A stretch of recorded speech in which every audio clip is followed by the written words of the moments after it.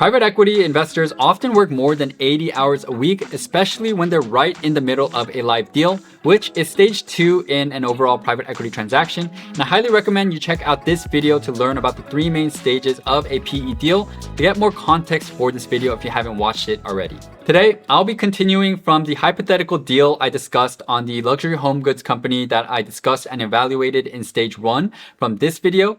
And you can assume that our first round bid was accepted and heavy diligence is about to kick off, which is the most intense part of private equity. Unlike in stage 1, where my focus was split across different deals, during stage 2, my entire focus is on one company and deal. So get ready for an intense week in the life of a private equity investor and stick to the end of the video if you want to get the final number of hours worked. Now, before getting started, if you're watching this video because you're interested in breaking into private equity one day, you may want to check out the Private Equity Investing Certificate program being offered by Wall Street Prep and Wharton, which is where I got my MBA. This program is sponsored by top firms like Blackstone, Carlyle, and KKR, and over 8 weeks, you can learn at your own pace through this online course that's taught by Wharton professors, Wall Street Prep's PE program director, and real PE investors including David Rubenstein, the founder of Carlyle, and Martin Brand, the head of North America PE at Blackstone, who will cover topics like the PE deal process, valuation, how to think like a private equity professional, and more. By completing the program, you also unlock access to the alumni member database, fireside chats with PE investors, and exclusive networking events with the world's top private equity recruiters. This program runs 3 times a year, and if you sign up by the early registration deadline, you'll get $200 off, and be sure to use my code rareliquid to get an additional $300 off. All right, now going into our week, everything starts early on Monday where I get up at 5 a.m. in New York to catch my 7 a.m. flight, and land in Dallas around 9:30 a.m. and head to the office of the company we're potentially acquiring for a management meeting. We get to the office by around 10:30, and my deal team and I meet the company's team, including the CEO, CFO, and COO.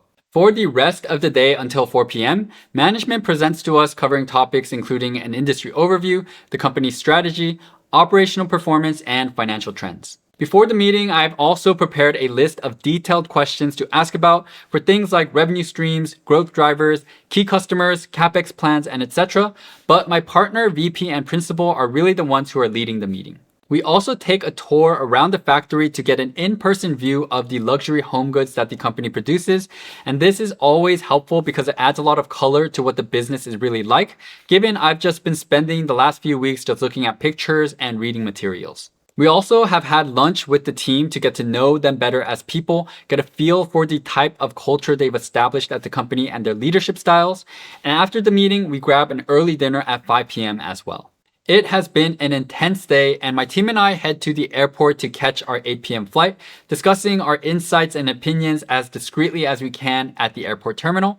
I finish up some work during the plane ride, land at around 11:30 p.m., and get home past midnight, at which point I'm exhausted, but I still need to compile my notes and share them with my internal team.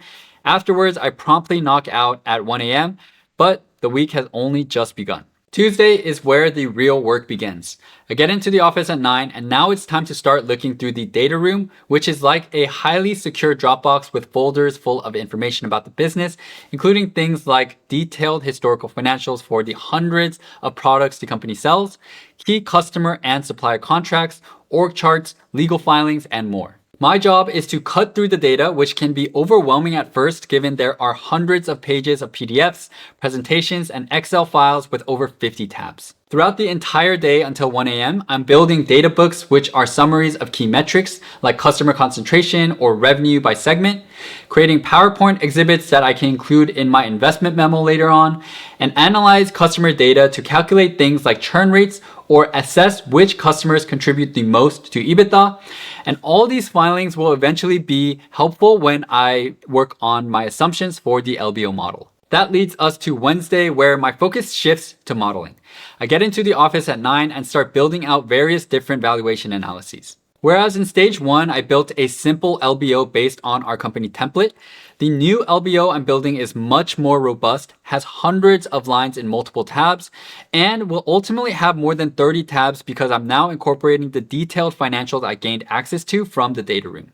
And so the first step until around 3 is for me to do a deep dive into the company's financials, which oftentimes tend to be a mess.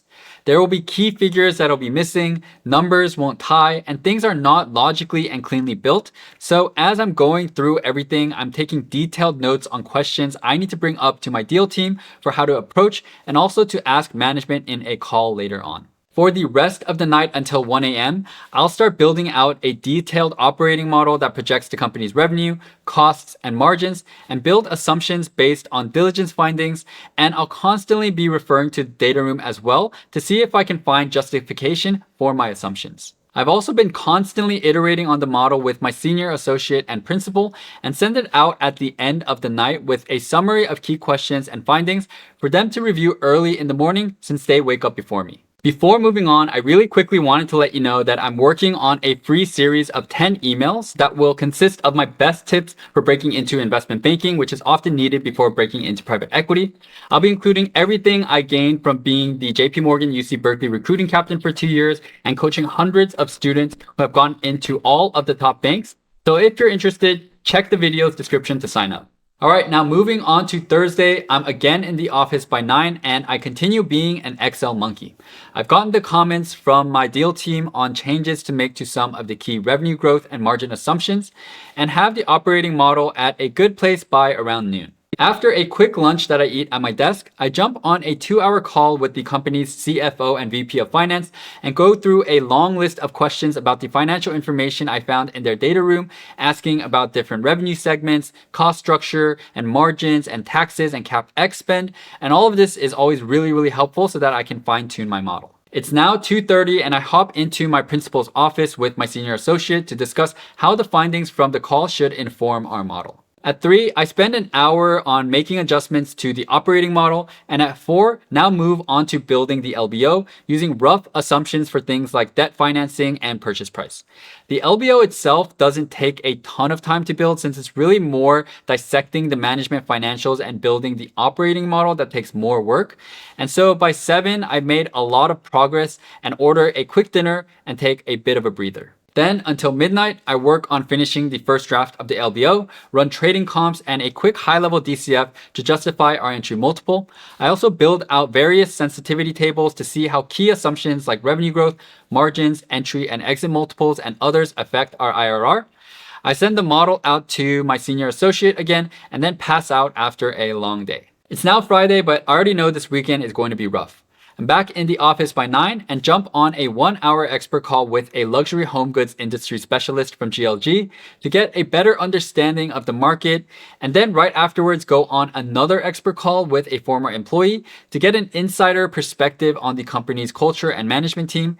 And given that these calls can cost upwards of $1,000 per hour, our deal team prepares and asks several specific targeted questions. It's now 11 and I go through my comments that my senior associate left me and I start outputting some of the key findings to share with my partner for our meeting at 1. I grab a really quick lunch at 12:30 and then head to my partner's office where we discuss qualitative findings from the data room, our insights from our research and analysis, and the preliminary returns the LBO is showing.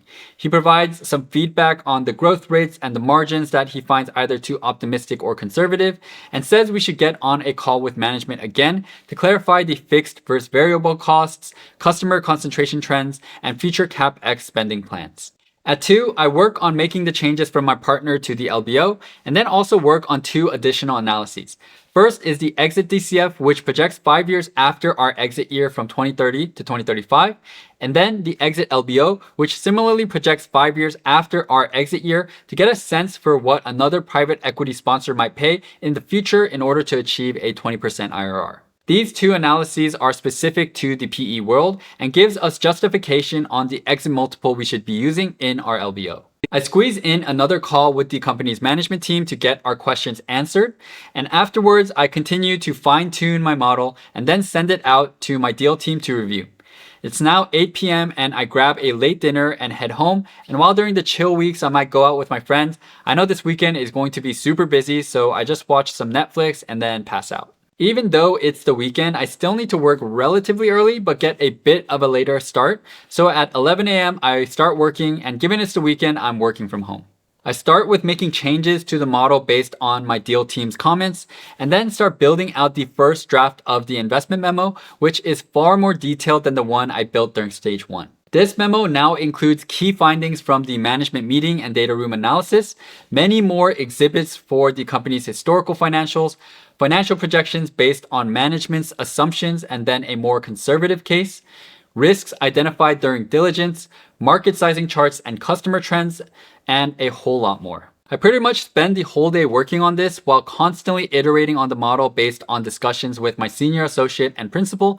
And while I take more breaks here and there since I'm home, I'm finally able to log off at 8 and chill for the rest of the night. Sunday is a bit more of the same as Saturday. I start a bit later though at noon and continue fine-tuning the model and am constantly adding to and making revisions to the investment memo. Given that it's been a long week, I grab a more leisurely dinner with my friends, and then after prepping for next week, log off at 10. As you have probably gotten by now, stage 2 is extremely intense, and the crazy part is that this can easily keep going for another few weeks, as there's a lot of data room analysis, calls with management and experts, model fine-tuning, and investment memo revisions that need to happen until a check-in bid is sent to the company. Also, as promised at the intro of this video, the total number of hours worked amount to 95 in this week, although you could really kind of consider as 90 if you take out some of the weekend hours since things were slightly more chill. In the next screen, you're going to see a video about the good, the bad, and the ugly aspects of private equity in case you want to learn more about the industry. With that said, thank you all so much as always for watching. Hope to catch you all in the next video. Thanks and peace.